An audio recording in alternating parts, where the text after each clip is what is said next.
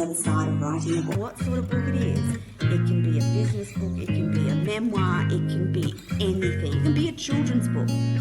The process of writing will change your life.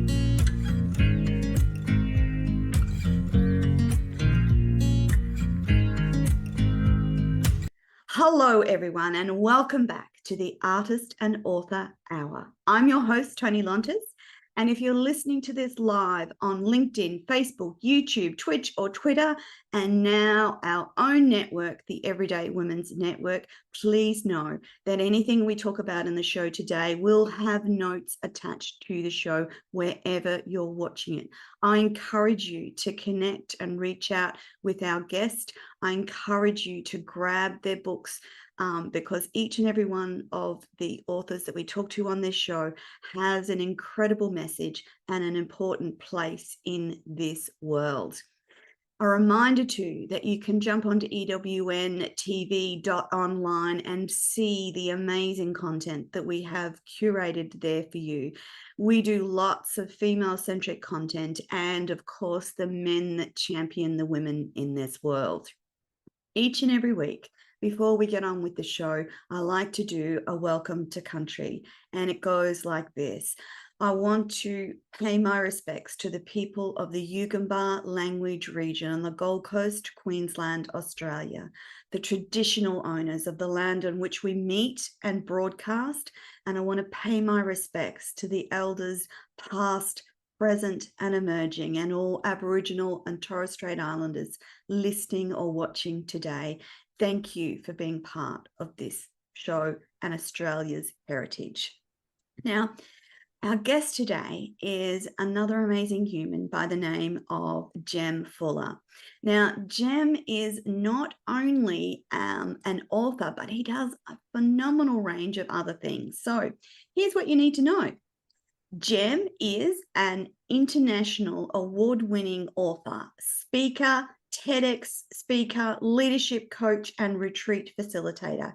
He specializes in interpersonal communication and creating healthy workplace cultures. He is the author of award-winning book, The Art of Conscious Communication and The Art of Conscious Communication for Thoughtful Men. That's getting a tongue twister for me today. Jem coaches and facilitates CEOs and senior leaders across government, private, not-for-profit, and health sectors. He is the founding director and facilitator of his own international leadership retreat company. He takes leaders away on conscious leader programs to remote areas in the Himalayas, the jungles of Bali, and of course, special places in Australia. Now, Jem's led an amazing, colourful life, and we're going to talk a little bit about that in the show today, from barefoot backpacking in India to where he is today as a wonderful, amazing facilitator and businessman. Welcome to the show, Jem. Hi, Toni. It's so good to see you again. I look forward, and Jem is one of our kind of regulars, I guess you could say, but that's because of what he brings to the conversation. And whilst we want to talk about Jem's book and books today, I also want to talk about the important work that Jem does. Now, Jem, in recent interviews, we talked about your life and where it's taken you all over the globe. This morning, I thought I'd start out with an update of what's been happening in your world in 2022, 2023. Wow, where to start? Oh, look, I guess I'll start with where I'm sitting right now. This is my new studio, which is a tiny part of a bigger, beautiful project that really is about my partner, Talia, and her business, Village Birth, which is all about women's wellness. And I'm a massive champion, as you know, champion for women and women in business and women's health and all things women empowerment. And my partner, Talia, and I built these studios last year. So we spent a big chunk of last year literally on the tools, laying floors and painting walls and installing and building. And so outside the room that I'm sitting in right now, there's a big, beautiful yoga studio. There's a Pilates room. There's a treatment room. we're still expanding. And so Talia's happily bringing this village together, this community together that is multidisciplinary and really looking after, focusing on pre and postnatal, but for mums of all ages. My mum's actually in the next room right now doing a mat Pilates class with Talia. And so there's grandmothers in there, there's mothers in there, and there's babies and bubs in the room as well. So it's a very special project, Jem, bringing Talia's dream of that village community around women and birthing, I guess you could say. And the fact that in the center of this beautiful space, and Jem's taken me for a virtual tour of the space, and in the center of that space is Jem. And I have to make mention, as the audience knows, I'm very focused on feminine energy and women, but the balance comes from an enlightened man, and that's why I love talking to Jem so much, because his thoughts around masculine leadership are really wonderful, and to know that Jem sits in the middle of that very feminine space brings a complete balance that you can actually feel. Jem, what's it been like for you sitting in that space? Well, from my perspective, and first of all, Toni, I've just got to say thank you for testing my humility and my ego by calling me an enlightened man. I'm like, oh, I don't know about that. Anyway, for me, it's been really amazing, because from my perspective, I'm surrounded by all of this beautiful strong feminine energy. You know, there's birth and pregnancy and postnatal, and then multi-generational women supporting women. And I just feel honored to be surrounded by that, because we need the balance. And as you and I have spoken about in the past, especially in the corporate world, it's been way out of balance for way too long. And people like you and I are doing what we can to bring that balance of feminine back into the space, so we have a balance, right? So from my perspective, I was always like, lucky me, I get to sit in the heart of this beautiful, strong feminine space. And then it wasn't until Talia and a couple of the other women who facilitate in here brought it to my attention. And they said to me, well, from our perspective, we actually feel really lucky that we've got this functional masculine energy in the heart of the situation, which creates this foundation of stability and steadiness and support. So yeah, it works. It's a really wonderful balance. And Talia and I are very lucky. I know that a lot of couples couldn't bear to spend their working lives with each other as well as their personal lives with each other. Yeah, see, we do too, Jem. So my husband's office is right beside me. So we live and work 24/7. Yeah. Has that been hard? Oh yeah, but now it's kind of nice because of that balance, because the balance of the energies. Yeah. So we're very lucky like that. And we relate very consciously. Well, we try our best. But it's easy. Our relationship is really super easy, which means that we can shift our focus from, you know, in my past relationship, in my marriage, for example, there was a fair bit of effort that needed to go into the relationship. So that just takes away from the bandwidth of what I could serve, how I could serve. Yeah. But because our relationship is so easy, it doesn't take much of our bandwidth to make sure our relationship's okay. So therefore, we've got more to give. We've got more ability to serve, and we're both loving that. So that's the focus. So that was a lot of last year, was building these studios, and we're in here now. Also, a lot of last year for me was focusing on the States. Yes. And I was interviewed, I think I was counting and then I stopped counting. It got up to about 120 podcast interviews in the last year.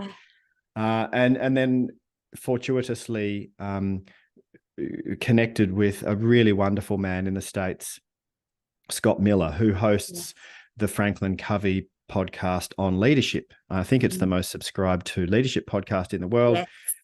And anybody who's anybody in terms of authors, think of an author, a non-fiction author that you love. I'm pretty sure that they've been interviewed on Scott's show.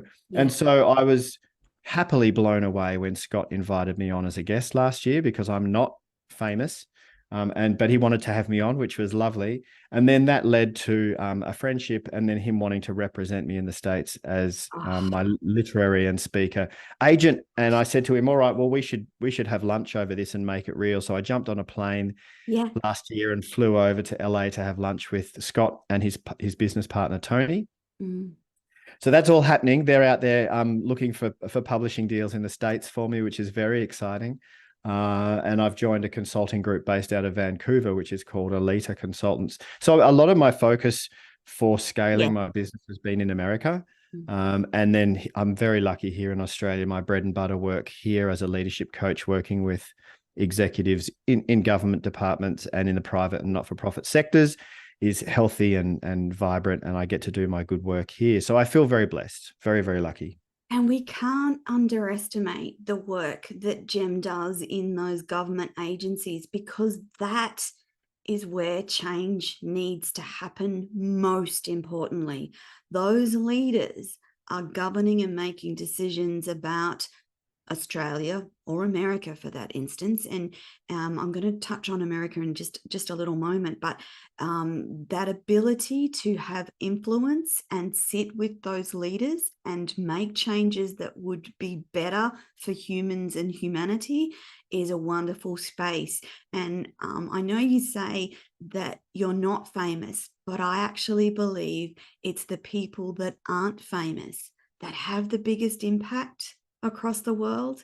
I actually think that it's the people that are quietly working and doing what they know they're meant to do in a way that they're meant to do it, and just quietly going along with it. I think it's powerful.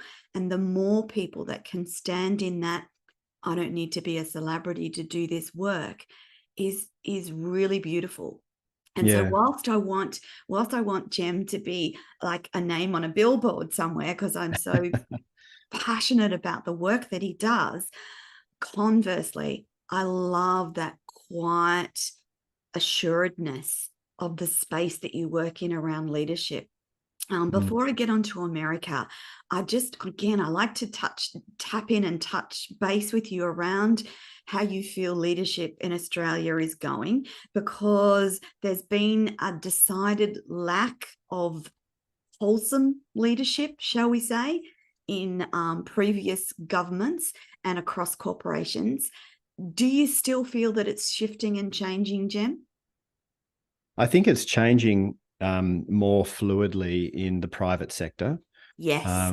because the private sector is more responsive and adaptive. You know, they need to. Money doesn't come to you in the private sector. You need to be doing something that is going to be worthy of money flowing in your direction or your business's direction. Whereas the government gets our tax. So they've got money coming in, whether they're doing a good job or not. Yeah. And also the way that the whole political system is set up. I mean, this is a whole other conversation, but because of the nature of the structure of the political system, it's not set up to incentivize the type of leadership that you and I are talking about. It's set up to get votes and then, and then make popular decisions that aren't to necessarily get good votes and then ones. to make the decisions to make the people who gave you the money happy that they gave you the money. So it's that's a whole other story. It Go and is. listen to Russell Brand rant about all of that.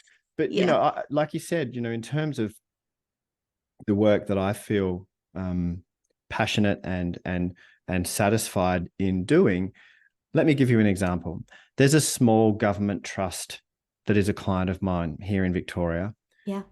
They're small in terms of their numbers. They're big in terms of the work that they do. Mm. Last year on the Men's Mental Health Day, they asked me if they could engage me to come in and run a session for the males that work in this government trust. Mm-hmm.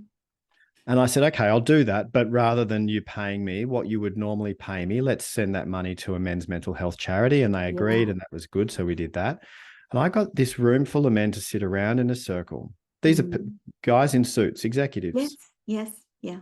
To sit around in a circle and to share their stories. And I started and I spoke very openly and vulnerably about some of my struggles in the past. And I'd already teed it up with the CEO. He's a client of mine. I coach him. And he shared vulnerably about when he suffers anxiety, Mm, and he has, he shared openly. And one by one, the men in this room opened up and shared in a way that corporate men in suits would never have shared at work. We were at work. We weren't at the pub drinking beers. This was yeah, sitting no, around a that's board awesome. table. I mean, we got rid of the table and we Yeah, sat in yeah, a yeah, circle. yeah. But it was just beautiful. And all of the men at the end of it, said, wow, Mm, wow, I shared stuff with you guys that I haven't shared with my best friends. mm, And it was safe, it was contained. mm, They felt connected with each other. They mm, felt that together as a team, they had each other's backs more than they ever did before. This mm. was in a 2-hour session. So Great the stuff. reason I share this with you is that there are changes happening. We are coming to this more human centric. Oh, We're all people, we're thank all vulnerable. goodness. Let's work together and look after each other Mm, rather than it being a net profit year on year, month on month mm, drive. mm, Let's talk about this human story together. mm. And there's also something about the uh, men acknowledging their vulnerability. And often we can think of vulnerability in terms of being a bad thing, but it's a good thing for men to be able to voice their concerns in a safe environment. Yeah. And so, what that brings to an organization is a higher level of caring, understanding, and interconnectedness that drives the organization further. It doesn't detract from what they're doing. It just makes it better, doesn't it? Yeah, not at all. Yeah, and to a conversation that you and I have had in the past, Mm, Tony, we've spoken about how important, obviously, how important it is that we have more women in leadership roles. yeah. We need that, right? Yes. And at the same time, the concurrent Correct. project that needs to be happening is that we Yes. need to be upgrading the operating system. We need to be upgrading the structures of the corporate world. There is Yes. no point, well, very little point, promoting women into positions of leadership, but Yes. telling them the only way you can be successful is to turn on your toxic masculine and Yes. fit into this patriarchy, right? Now, Yes. a patriarchal structure, which is what we're all still currently in, a Yes. patriarchal structure is one of dominance. Mm. The only way to succeed in Dominance a over. patriarchal structure is that I have to beat you. So Mm, we're both going for the same promotion, and I beat you to get that promotion. I mm. climb the corporate ladder. I win by success. Now, I can't show weakness in a patriarchal Yeah. structure. I can't show vulnerability. Mm. Therefore, there is a facade Yes. of competitive strength, Mm. and that's taking us away from opening up space in our organizations for the wisdom and the power of the feminine to come in. Now, we need Absolutely. that, but Yeah. if there's no space for that to come in, no matter how Correct. many women are in leadership roles, It we're doesn't not going to change fully. That's anything. right. So Yeah. Yeah. I work with a lot of women, Mm, and I feel very honored to do that. I also feel like the work I do with men is as important, absolutely. because they have got to soften and stop this patriarchal dominant Correct. fighting Yes. strategy and Yes. work together and open up and be vulnerable and loosen your grip a little bit, right? Open your mind a little bit And and your heart. value the caring, nurturing feminine essence as an Yep. important component in any organization. Yep. If there's caring and nurturing within an organization, that empowers everyone within that organization to Yes. live from a better space Yeah. and creates a much better organization. Full Yeah. stop. Well, then, yeah, you've got people in a culture, in an environment where they feel safe. They Mm, feel safe to have a crazy idea and go, "Hey, I've got this idea," and then realize, "Oh, that was a bit crazy." Or they feel safe to make a mistake, which means they're going correct. to actually try things.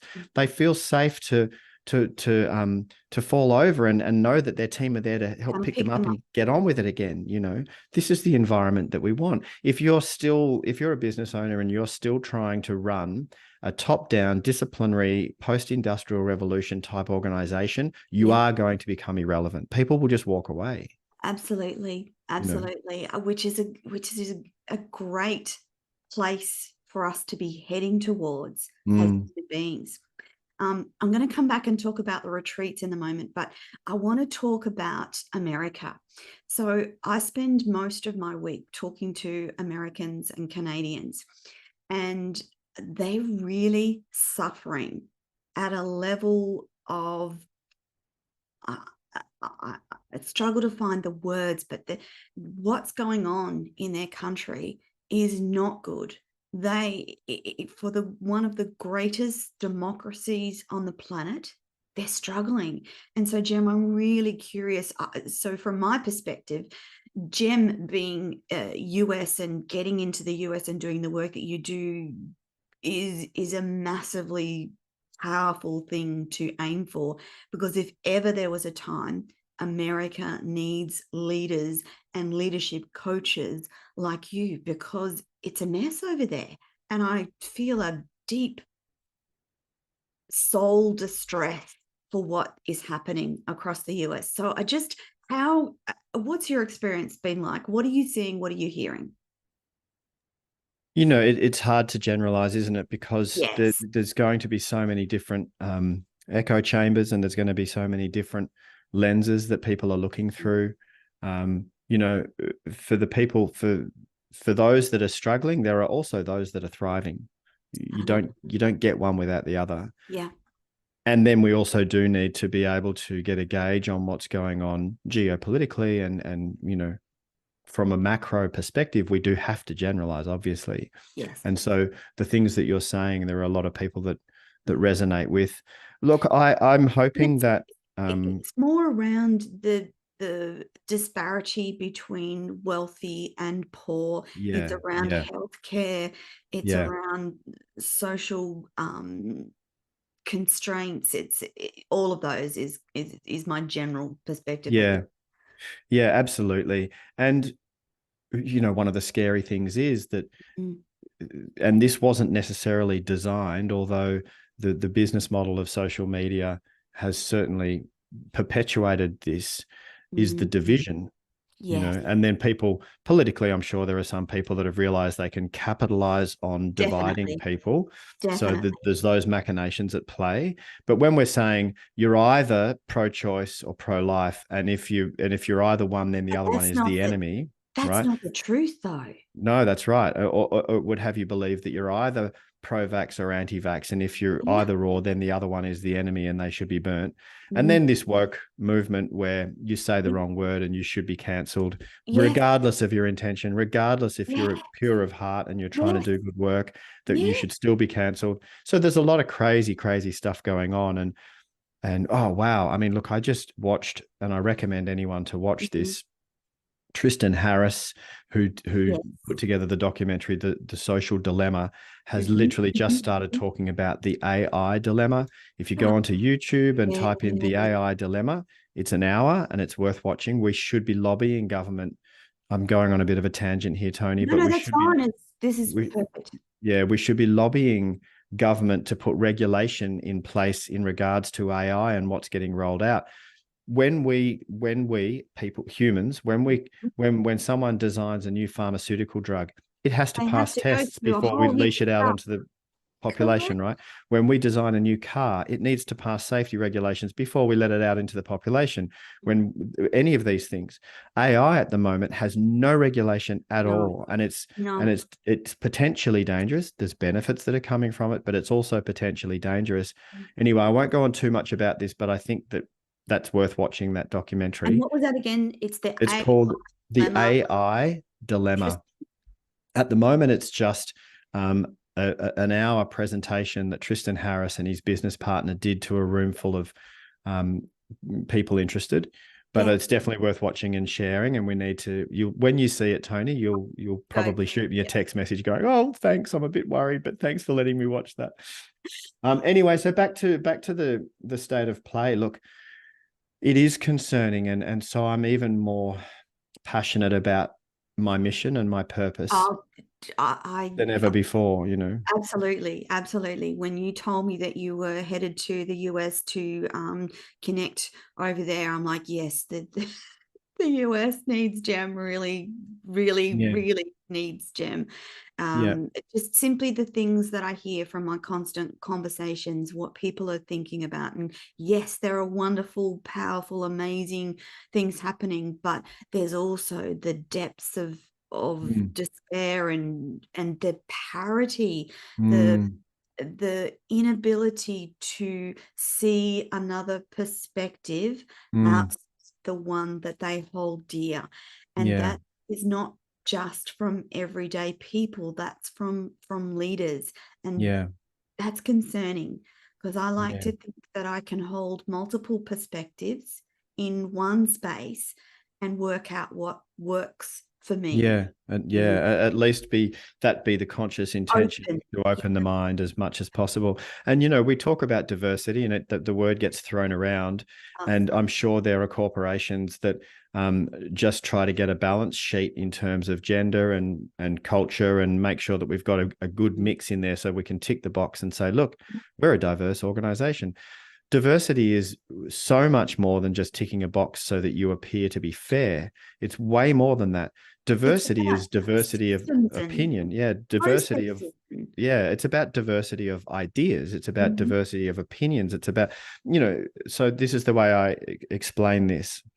If we had an executive team trying to solve a big problem, and all of the people sitting around that executive team were very much the same. Yeah.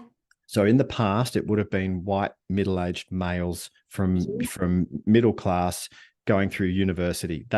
And that's a very narrow bandwidth Very in narrow. terms of perspective, right? So diversity is getting as many different people around the table, not to tick a box, but because they've got a broad range of Idea. ideas on how things are. So then when you can harness the power of that diversity through conscious communication and connection, right? Then we're going to broaden literally the bandwidth of potential creative solutions to these problems. Absolutely. So that's why diversity is important. And at the moment, as we do this divide and this pitting people against each other, blue and red and black and white and Yes. left and right, blah, blah, blah. When we do this, what we're doing is actually pulling apart the fabric of what makes us successful as a species, which is working together. And collaboratively, and Collaboratively. Yeah. understanding that we are different, but each of us bring a uniqueness to the conversation that is Yeah. important. Yeah. As you're saying that, I'm just reflecting on a conversation I had with my adult daughter recently, who has a 7-month, our 7-month-old granddaughter, and Mm, her comment to me was, and she only wants to go back to work part-time. mm, However, all the jobs are full-time. There's no capacity for her to work part-time. When she did try and suggest that she could job share, that fell over because they went back to this is a full-time. So until organizations value and understand what it means to be a young mother, single mother as well, yeah. in the mix of employment and in corporations, Yeah. that understanding that having female staff is not about a tick box. It's actually about having a system in place that says if they can only work part-time for a certain amount of months while they ease back into full-time, there Yeah. needs recognition of that. And there seems, Yeah. and I was shocked to Yeah. understand that that was still at play. We need to, as humanity, value nurturing child rearing responsibilities, not just for women, but for men as well. And Yeah. once we start valuing, and you and Talia would know this by virtue of the work that you do, Mm, we need to value that. That's the diversity piece that sits yeah. within Yeah. an organization as well. Yeah. Absolutely. Yeah. I couldn't agree with you more. And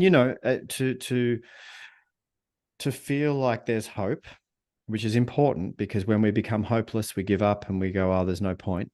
So to keep feeling like there is some hope, it is good to take stock and look at the way things are today and compare it to even 10, 15, 20, 50 years ago, and say, yes, okay, yes, we are on the right path in some ways. We are improving. There is more flexibility, generally speaking. Yes. There's a lot of metrics that show that we are actually living in the best times ever for Yeah. humans. Yeah. That doesn't mean complacency. It doesn't mean we made it. Of No, I course know. not. We've still got the fight to fight, and the changes that we need to be championing and doing what we can to make happen 100%. But for me, so that I don't slip into despair, sometimes Yes. it's good to look and go, actually, we are making some progress, Yeah. you know. And for me, I think of the people that are working in that space, and I know that the work that they're doing, and I think, yes, that things will change. By the time my Mm, granddaughter has a baby, things will have moved on and changed. That's my yeah. belief. Yeah. And, you know, I'm not sure. I mean, I do know that because of what I click on, Mm. literally in social media, because of what I follow and click on, more of it shows up. I get this Correct. echo Correct. chamber. Yes. So I see a lot of amazing women doing amazing work because that's Yeah. what I'm part of what I'm interested in. So I'm clicking on it. So I'm watching it. And so is Talia. But also in my real world experience, away from social media, what you focus on is what you tend to notice more. And I Yeah. have lots of conversations with amazing women like you, Toni. And so I see it around a lot. There is a massive movement. I Um, have to agree with you, Jem. I yeah. can feel it. It's a very, from my perspective, there's a powerful shift at play, and Mm, I feel grateful to be in and on the edges of seeing that happen. mm, That rise of wonderful women doing amazing things is almost like a wave, or it mm, feels like a wave, and it mm. feels like a wave that will bathe the globe Mm. and make things better, I like heal that. the world. You know, Yeah. because feminine energy is very healing, nurturing, loving, Yeah. and masculine can be that way too, but we Yeah. need to bathe the world in feminine energy to rebalance Yeah. what has been happening for millennia. Yeah. Um, and along those lines, I want to go back to the title of your book, The Art of Conscious Communication. It's very close to my heart because I always considered that I was a reasonable communicator, and I've just done a wonderful little course called Dare to Care, and it's solely about communication. Wow. Wow, wow, wow. Yeah.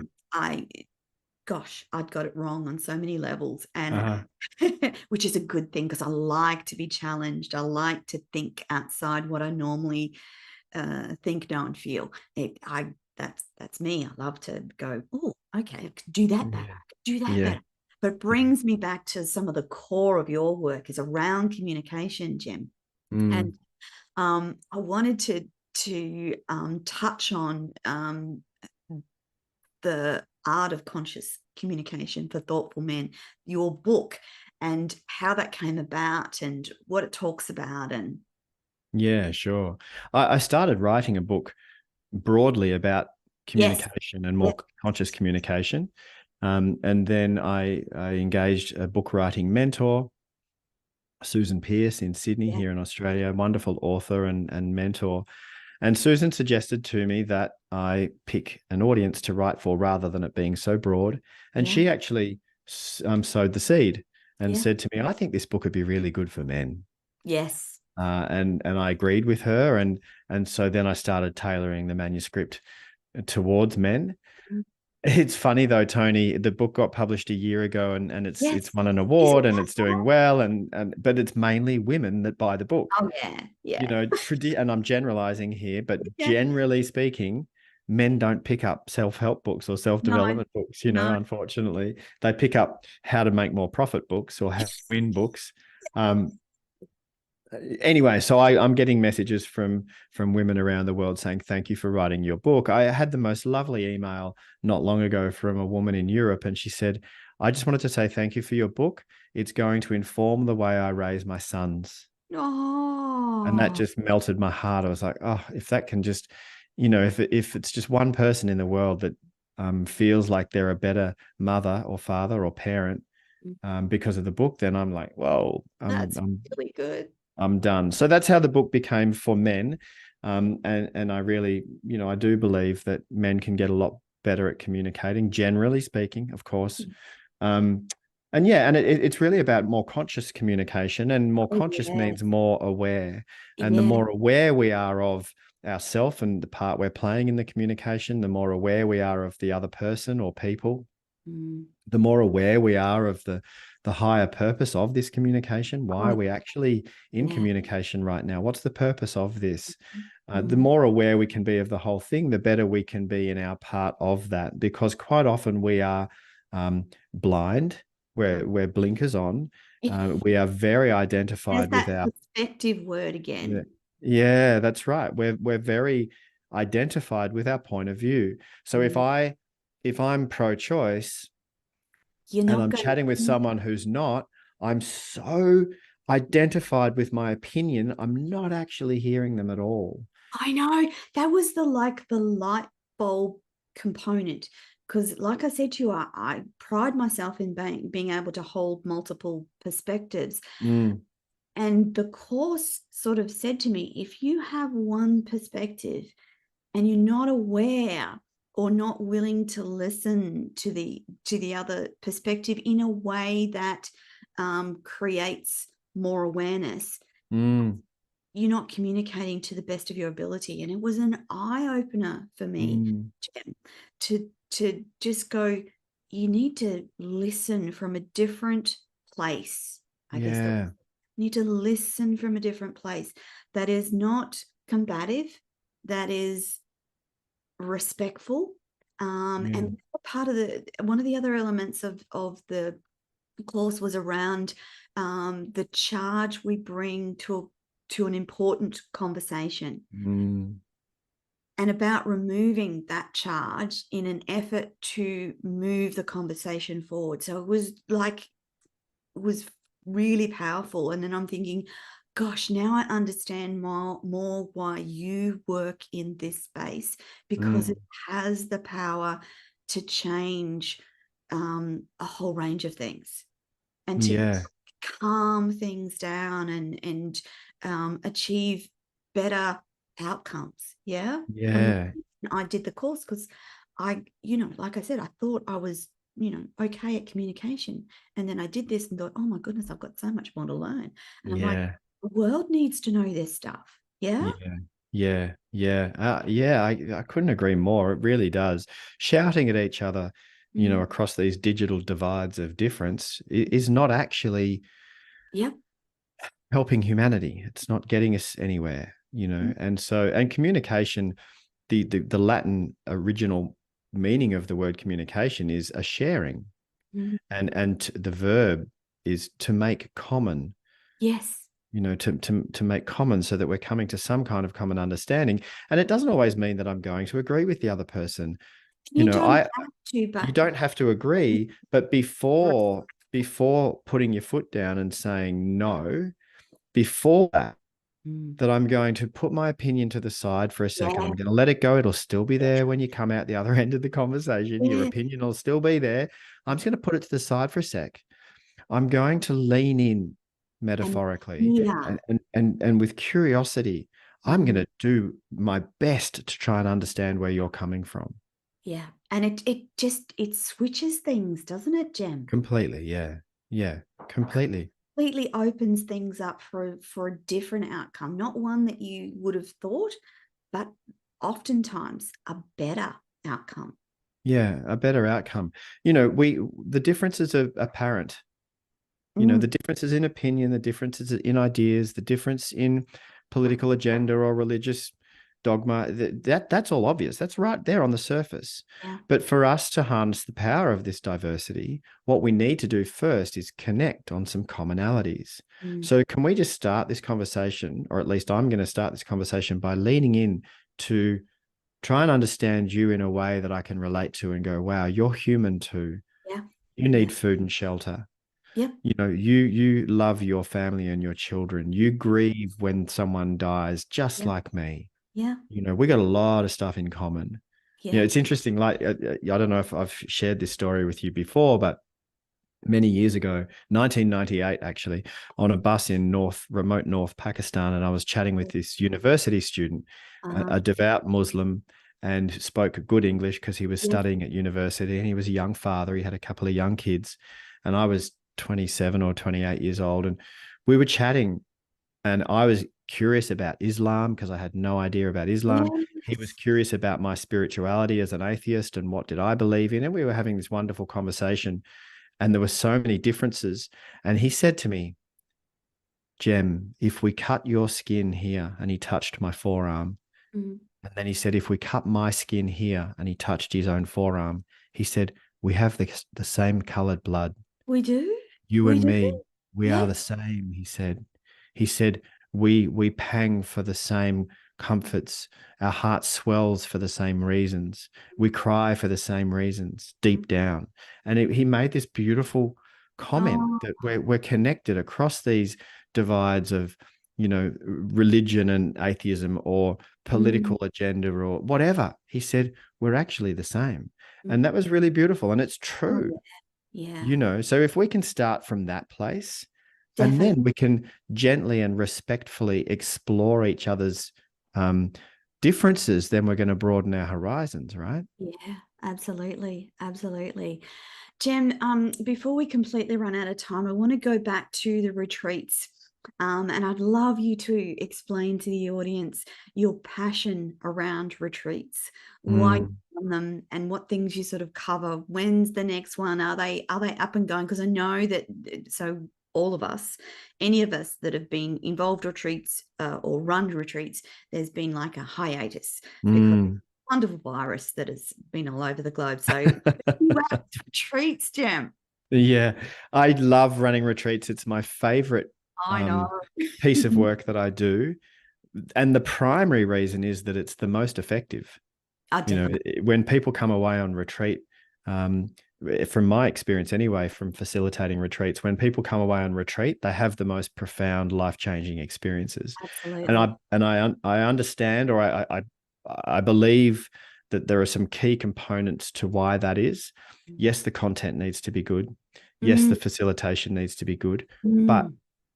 the fact that you have gone on the hero's journey. So, for example, the retreat we run in the remote Himalayan mountains of northern Oh, India, up in between Tibet and Pakistan, wow. to get there is a mission, Yeah.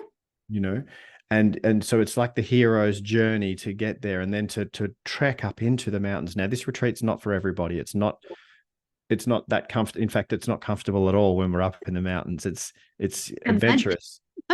But when we get up into the high altitudes of these Himalayan mountains and there's nobody else around us, Yes.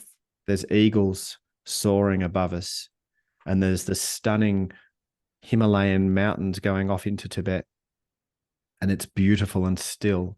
Mm. And people have these massive aha moments, and we do a day in silence of meditation, walking, and all of this beautiful stuff.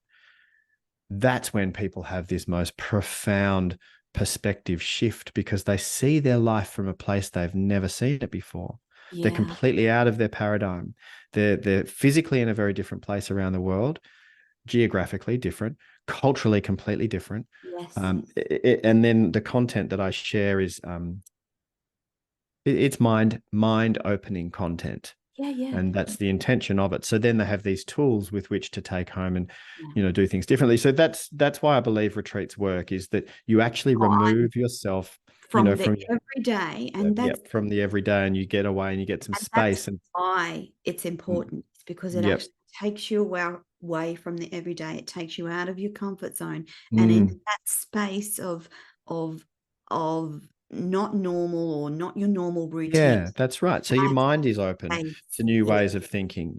So that's the adventurous, uncomfortable India one. And then we do similar content, similar outcomes, but in a completely different context, which is 5-star, Yeah. super lush, Yes. beautiful property in northern Bali that I found many Ooh. years ago.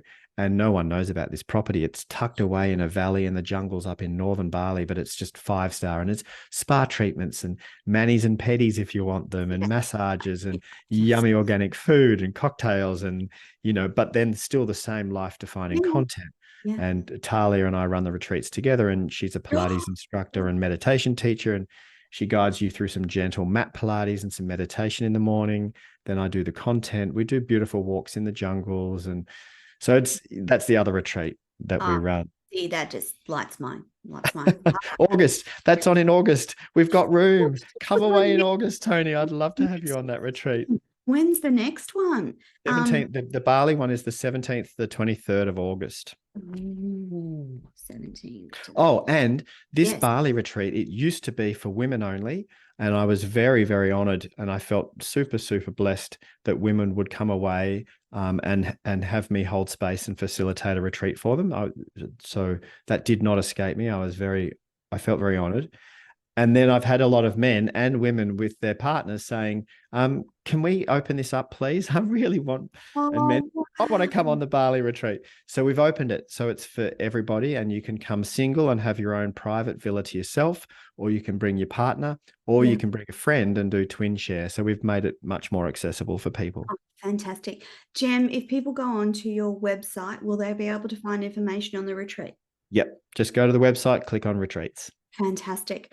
All right, my wonderful friend, we are just about out of time, and I'm conscious I need to jump off and jump onto something else in a short amount of time. I so enjoy our conversations.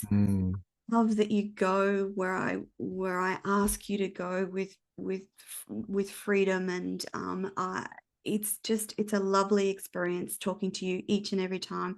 And I know we've got another interview booked coming up soon down the track, and I can't wait for the next time we chat. Can you tell everyone where they can find the book, please? I know it's everywhere, but I just want you to tell them.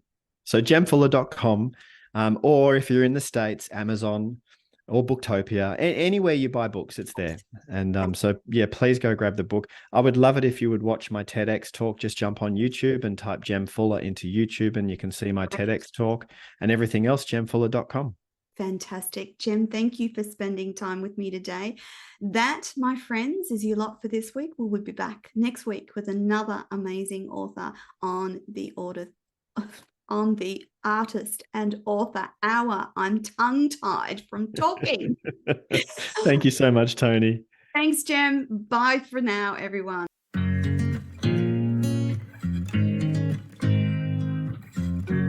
It's not about the book. It's about the person you become on the other side of writing a book. What sort of book it is. It can be a business book. It can be a memoir. It can be anything. It can be a children's book. The process of writing will change your life.